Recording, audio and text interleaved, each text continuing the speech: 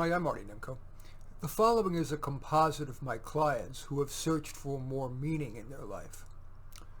Joe said goodbye to his last client of the day and stared.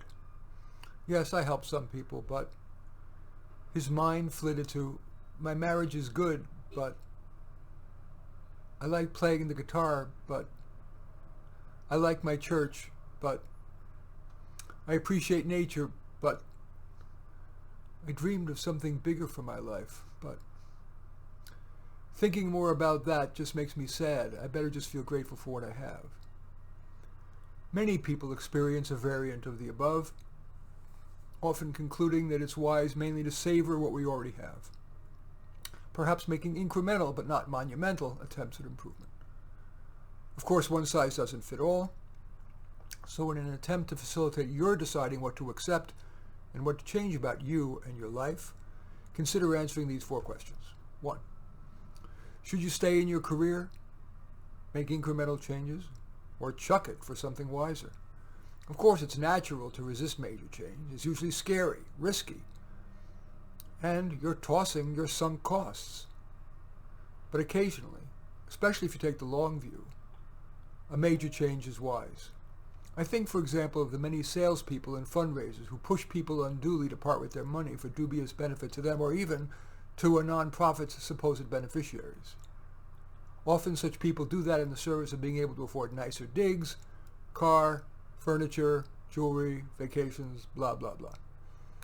Mightn't they be happier and more contributory if they, for example, did something unquestionably beneficial and enjoyable? Last night I rewatched Being John Malkovich, the movie. The protagonist is a puppeteer, virtuosic, and committed to telling stories that would both entertain and edify. He survived by doing performances on the street for tips. Alas, near broke, although living in a decent apartment with a chimpanzee no less, which is costly, he felt the need to sell out and take a job as a file clerk. Wouldn't he have been wiser to live in a hovel? Sans chimpanzee, eating salads, tuna fish, peanut butter, and so on, so he could continue his puppeteering?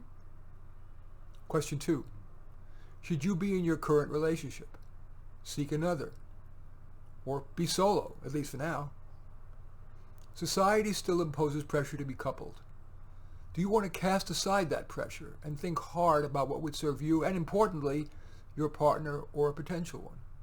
I have a client who, though married for 16 years and plans to stay married, in her heart of hearts admitted, I think I was meant to be single. Question 3. Should you do anything different avocationally? Some people fill every discretionary minute, perhaps because they enjoy being busy, but just maybe, at least in part, because they don't want to leave time to think. Conversely, other people, mired in the quicksand of inertia, do little after work.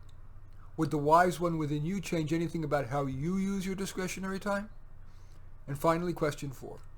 Are you giving wisely? This isn't merely an issue of whether to give more or less, it's how. Many people uncritically do the obvious, give to family, religious institution, to fight a disease that afflicts them or a family member, or to charities that pitch you. Now here I have a clear opinion, of course to be accepted or rejected as you see fit. My philosophy of giving is to choose a causes actually, that are underfunded and where my dollars are likely to yield above average benefit. One example, donating to a public school foundation in a working class area, earmarking my money for mentorships for intellectually gifted kids who in today's public schools tend to focus on low achievers. And the gifted are likely to be shortchanged in the opportunity to live up to their potential. That cause passes the aforementioned test because few people, nor government, nor foundations today, give much money to help gifted kids. Yet those are the kids with the greatest potential to become wiser doctors, researchers, lawyers, inventors, and yes, political leaders. So, is there at least one thing you want to do differently to enhance your life's meaning? Or should you mainly focus on gratitude and acceptance of what you've been bestowed?